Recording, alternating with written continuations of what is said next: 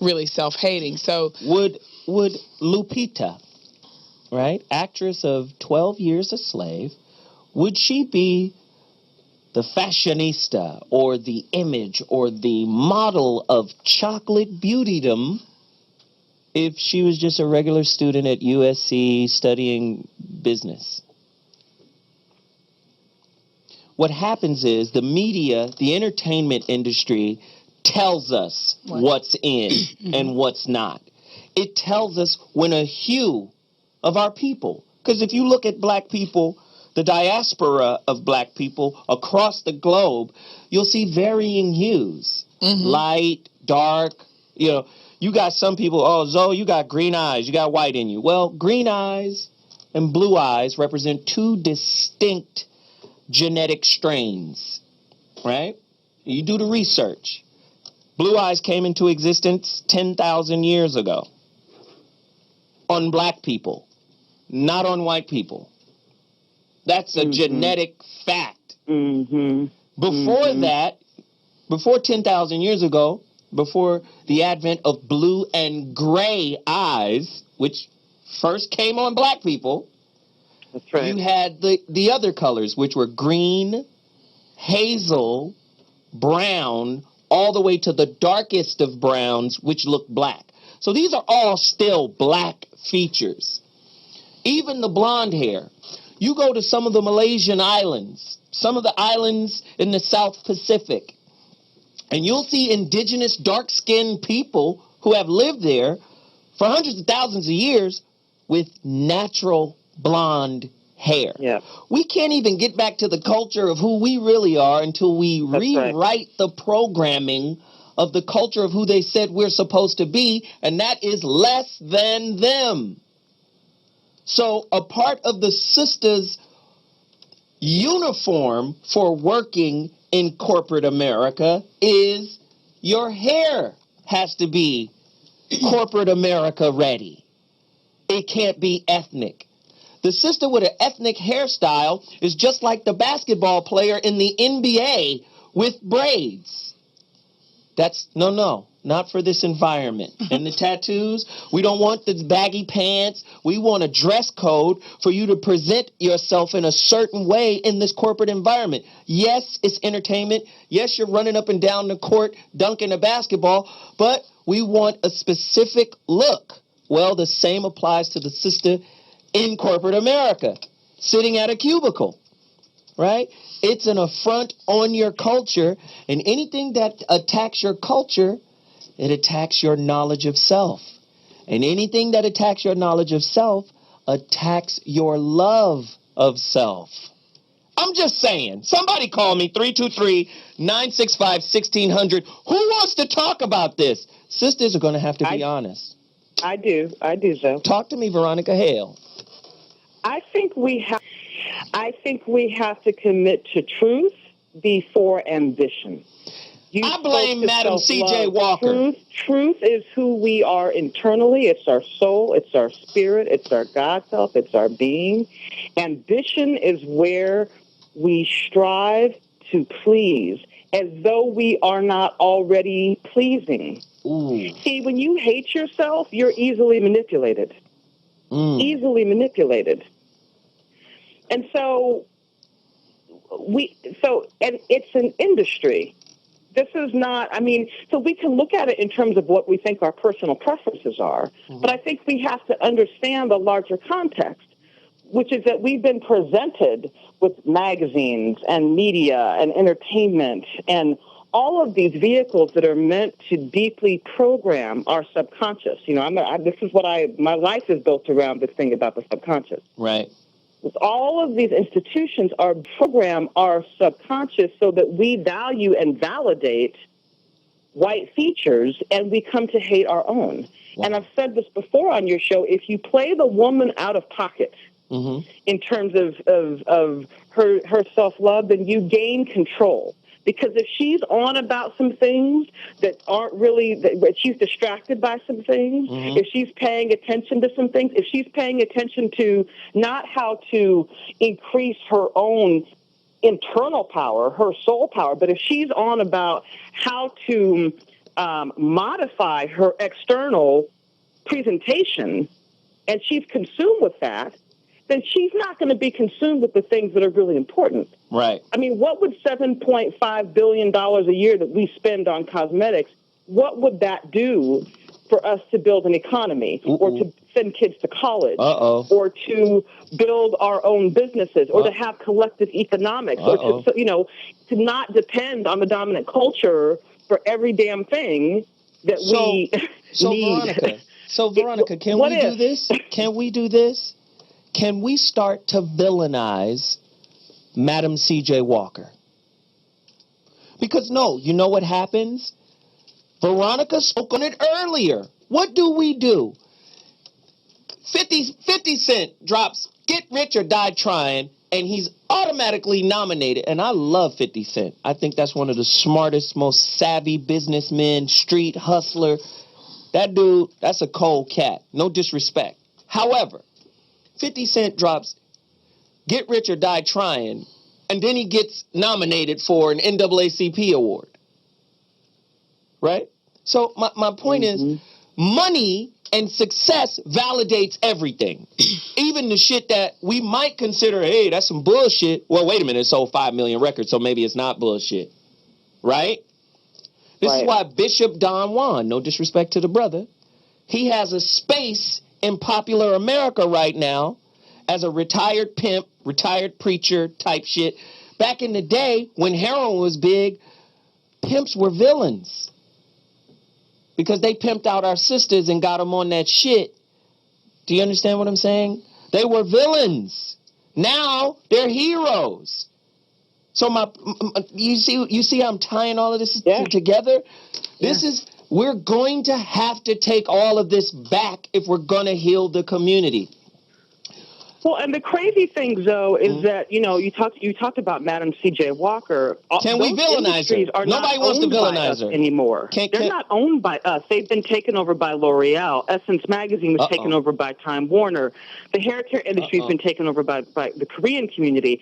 Those industries that we used to give, collective economics. We used to pay our own for those products and services. They don't even stay inside of that money. Doesn't stay inside of our community. It goes straight out of it.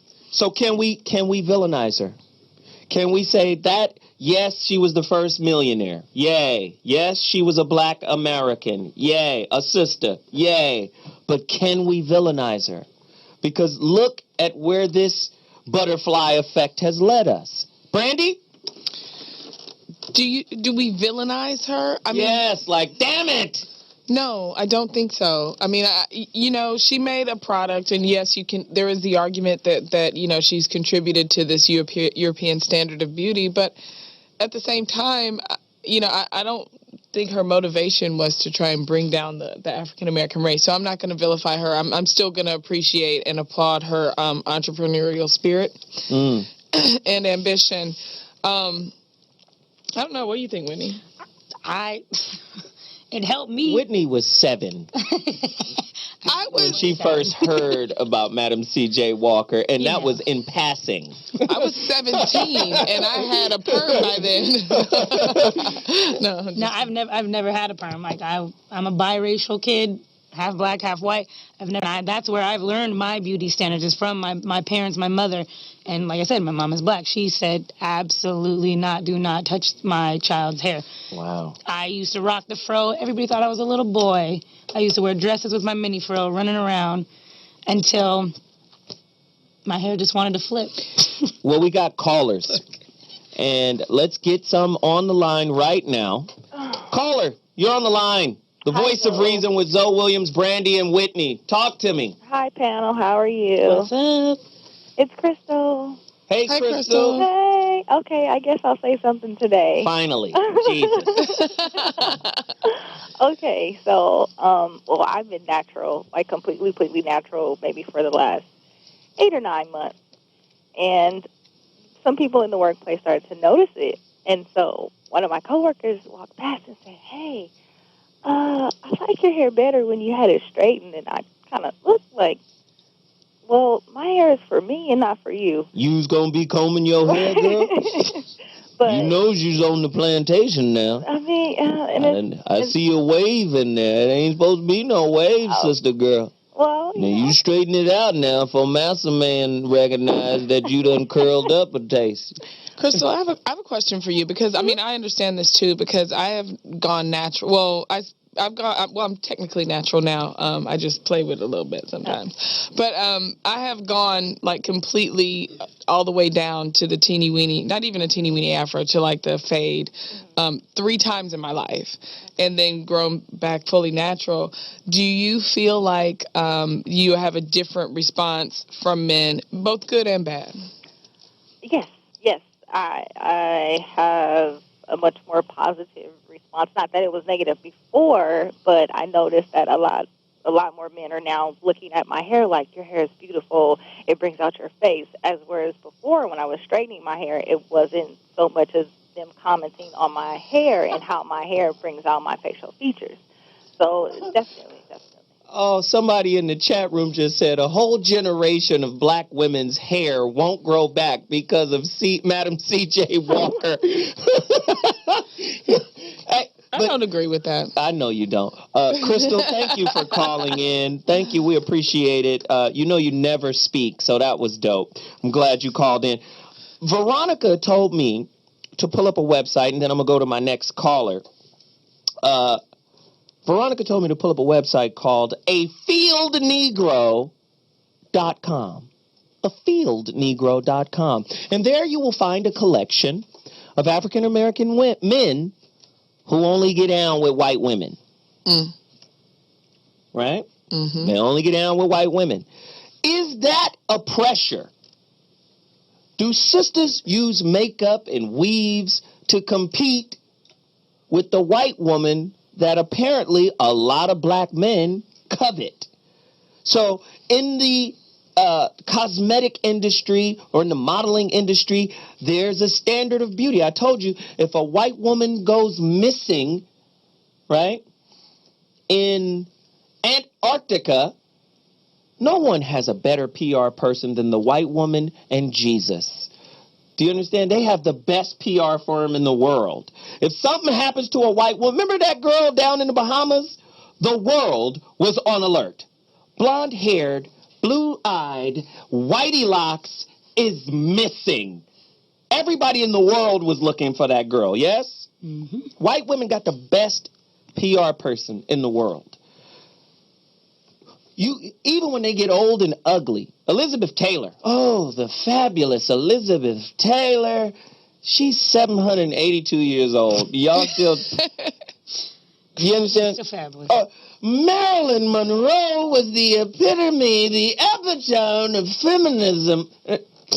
God, you can't escape the image of the white woman. So if that's the case, right? Does this put an extra or an added pressure on the sister to try to assimilate to that look? Yes. In order to attract her own man. Listen, 323-965-1600. You don't even have to finish that question. Yep. Okay. I mean, first of all, if you went back to Elizabeth Taylor and Marilyn Monroe, but right now it's those damn Kardashians. Yeah. Ooh. Yeah. Okay. Ooh. That olive. And some of the ugliest women I've ever seen. I just got to be honest. Well, Veronica said the plastic surgery movement. Look, I know tons of black women who we already have naturally nice, you know. When your ass is built like a trash dumpster and your legs are the size of motherfucking number 2 pencils, something ain't right. It's something wrong with that. 323-965-1600. They're not cute to me. You know, but I mean that too is a something else that's happening right now, because I think since we're talking about this for years and years and years, and that, you know, or DSL well, that was I said when I was a kid. Okay, It was later. Kids was doing that shit too. I remember. And y'all was some dirty little kids. Right. Yeah. Hot. Mannish was the term. Mannish was definitely the term. Right. And then also, when I was coming up too, it was still like, if your booty cupped out, or at least that's what they told us. Anyway, too much, you wanted to kind of keep it like slim and tight or whatever. But I think now that all of these other ethnic races of women are really sort of openly able to be with our black men, they are making the effort to adopt features that when we had them, we were told we weren't beautiful with them. We were told our big lips and big booties weren't sexy. But now, what do they Whoever call? told you that, Brandy? Nobody. But Exactly. But like you, now were like, you standing next to some ugly sisters or something? No, but seriously, this is serious because like right now it's and the thing that's even upsetting about it is, okay, so now if you take these things and put them on a white girl, now she is like the queen of the universe. You see how thick they made the Wonder Woman cartoon? And it's just like, okay, random. Super random. I mean, so what do we do about that? Not only were we told that, okay, well, you're okay, but this white woman over here she's gorgeous. Her hair's straight. Look, she got long hair. AfieldNegro.com, a place where black men are validating the white image of beauty. Somebody call us at 323-965-1600. It's crazy! We've got a caller on the line. Caller, talk to me. Where are you calling from? What's going on, man? This is Mo Better Media, man. So what? What's up, man? Hey, man, I'm chilling, brother. What's happening? Man, it's ugly with the whitey game. Whiteys get a pass. They definitely get a pass, and unfortunately, I think sisters look up to them. We don't care as brothers. I'm a brother. I like big booty, big DSL lip sisters. Hair is the last thing I look for. I look for ass first, hair last. I'm going to be honest with you. I don't even know what my girl hair look like today, but I know she got ass. That's the wrong play. I think sisters really try to, I believe they try to look up to them white girls. Our brothers, real brothers, don't even like white women, I don't believe. Wow. Go deeper. I mean, I don't like them. I don't, I've had a few in my past when I was young just to do it, but I've never really had a relationship with a white woman. She can't cook no damn greens and that good shit that I like. You know what I mean? Right. Go deeper. Yes, I love it, man. He done came in here and told the truth.